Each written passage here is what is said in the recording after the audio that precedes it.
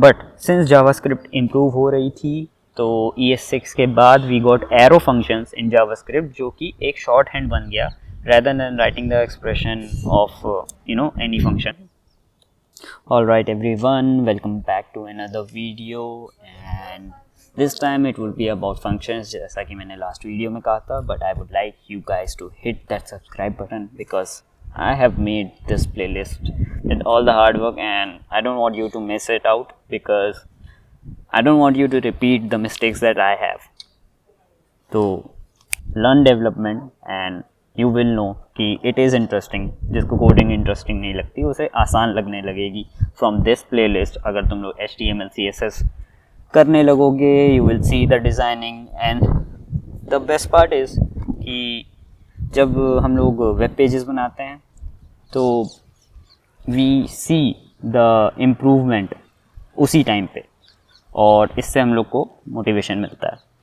तो function keyword use किया मैंने और उसका सिंटैक्स ऑलरेडी जो होता है VS कोड से सजेशन से आया है, that is with the function, the name of the function and the params. Params is basically the parameters that can be passed function को. तो रिटर्न करा सकते हैं हम लोग फंक्शन में. तो कोई ऑपरेशन अगर हमें बार बार करना है तो उसके लिए फंक्शन बना सकते हो जिसको फंक्शन को कॉल करोगे और वो पर्टिकुलर चीज़ वो करके दे देगा. बार बार करने की ज़रूरत नहीं है. रिटर्न कराओगे पैरम्स में तो जो भी उस फंक्शन को हम लोगों ने दिया है, अगर कोई नंबर पास करते हो तो फंक्शन तुम्हारा जो है उस नंबर को रिटर्न करके दे देगा and that is it. Simple, कोई बड़ी चीज़ नहीं है, कोई बहुत लाइक डिफ़िकल्ट नहीं है. कोडिंग भी डिफ़िकल्ट नहीं है अगर करना चाहो तो. आई यूज़ टू थिंक कि कोडिंग डिफ़िकल्ट है लेकिन नहीं है. सो एक काम करते हैं, रिटर्न कराने की जगह कंसोल कराते हैं और मैं अपने चैनल का नाम लिखता हूँ.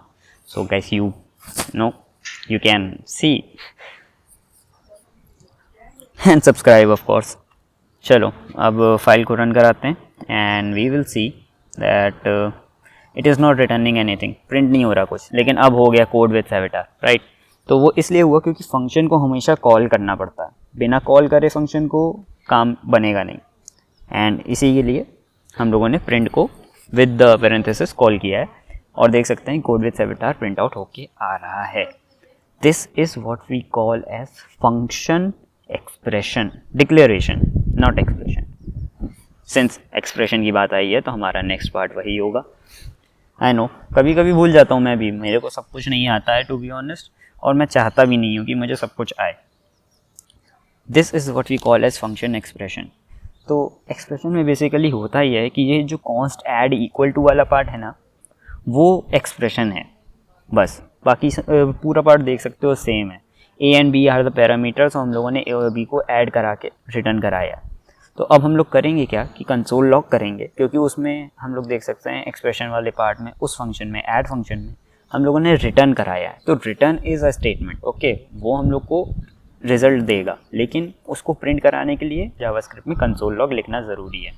ऐड फंक्शन को कॉल किया पैरेंथेसिस के साथ, लेकिन उसमें पैरेंट्स पास करने ज़रूरी हैं. तो 4,5. 4 इज़ A, B 5 एंड हम लोग देख सकते हैं रिजल्ट हमारा 9 आ रहा है, right. So this is what we call function declaration and expression. But since JavaScript improve हो रही थी तो ES6 के बाद we got arrow functions in JavaScript, जो कि एक शॉर्ट हैंड बन गया rather than writing the expression of any function completely. It was giving us a shorter form, or this is what we call as an arrow function. तो simple है, braces लगाने हाँ braces ही लगाने and एक arrow बनाना है, that's it. तुम्हारा function बन चुका है. फंक्शन का नाम सब है. सब मीन सब्ट्रैक्ट करने के लिए हम लोगों ने यूज़ किया और बाकी सब बिल्कुल सेम है. कुछ बड़ा डिफरेंस नहीं है भाई. लाइक लिटरली तुम लोग ट्राई कर सकते हो कोडिंग. जब अपने सामने रिजल्ट देखोगे तो अपने आप मन होगा कि लाओ हम लोग बेटर करते हैं. That's how I started with HTML CSS and फिर मैंने थोड़ी थोड़ी जावास्क्रिप्ट करी. फिर बीच में छोड़ भी दी क्योंकि समझ नहीं आ रही थी, कोडिंग हो रही है. HTML CSS में मज़ा आने लगा था, but then I did. Next बात करते हैं क्लोजर की. तो क्लोजर एक बेसिकली जावास्क्रिप्ट का मैकेनिज़्म है जिसमें a keyword like A, not a keyword, a variable, the function, two functions outer and inner function बनाएंगे. सजेशन मिलते जा रहे हैं तो ब्लैकबॉक्स AI इंस्टॉल है एक्सटेंशन, बिकॉज उसकी वजह से तो मैं उसको यूज़ करता जा रहा हूँ. एंड एक काम करता हूँ, एंटर मारता जाऊँगा ना, तो मेरे को सारे रिज़ल्ट अपने आप मिलते चले जाएंगे। क्या क्या करना है पूरा सिंटैक्स लिखने की जगह, तो करता हूँ enter tab and the rest how it works I guess.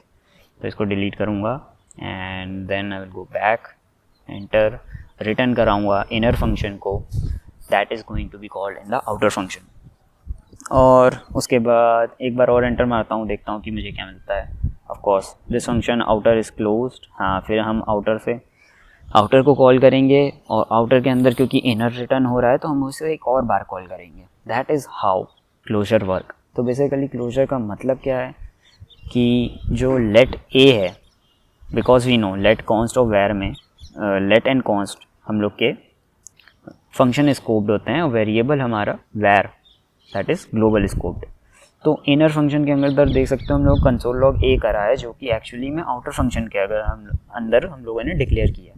और जब हम लोग इसका रिजल्ट दिखाएंगे तो हम लोग देखेंगे कि हम लोग को एक्चुअली रिजल्ट में 10 मिलेगा, क्योंकि हम लोगों ने फंक्शन इनर को एक्चुअली में रिटर्न कराया है आउटर के अंदर। And that's how it is working. एक हायरार्की है विच यू कैन अंडरस्टैंड। जब ऊपर से स्टार्ट करते हैं, आउटर से ए को डिक्लेयर करते हो, फिर इनर फंक्शन को डिक्लेयर करके ए को कॉल कर रहे हैं और वापस से इनर को कॉल कर रहे हैं। अब मैं करूँगा क्या, that I will print the output for you as console. हाँ, no wait, rather than doing this मुझे उस आउटर फंक्शन को एक जगह डिक्लेयर करना पड़ेगा, राइट, क्योंकि हम लोग को 2 बार फंक्शन के लिए को रन कराना है।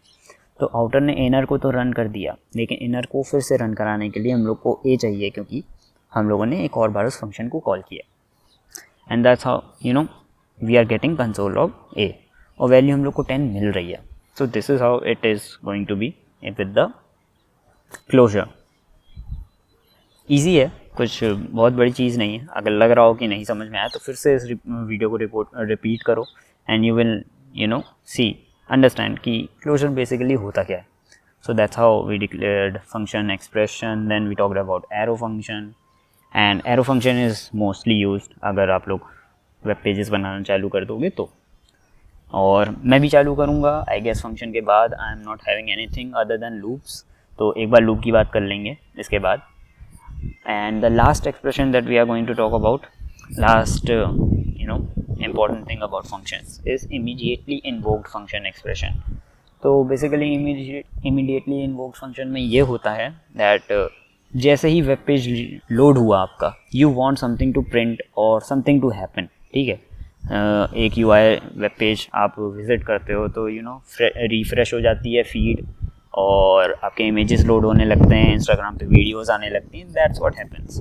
तो अभी हम लोग देख सकते हैं कि inner is not a function दिखा रहा है, तो मैं इसको कमेंट आउट करता हूँ, देखता हूँ console log is not a function. Okay, so since we are not having any name for this particular function, और इसे मतलब समझ नहीं आएगा कि कौन सा पर्टिकुलर फंक्शन रन करना है, तो इमीडिएटली इन्वोक फंक्शन को हम लोग एक बार ऐसे सिर्फ सिंपल लेके देखते हैं और देखते हैं, हाँ राइट, कंसोल लॉग ऑब्जेक्ट।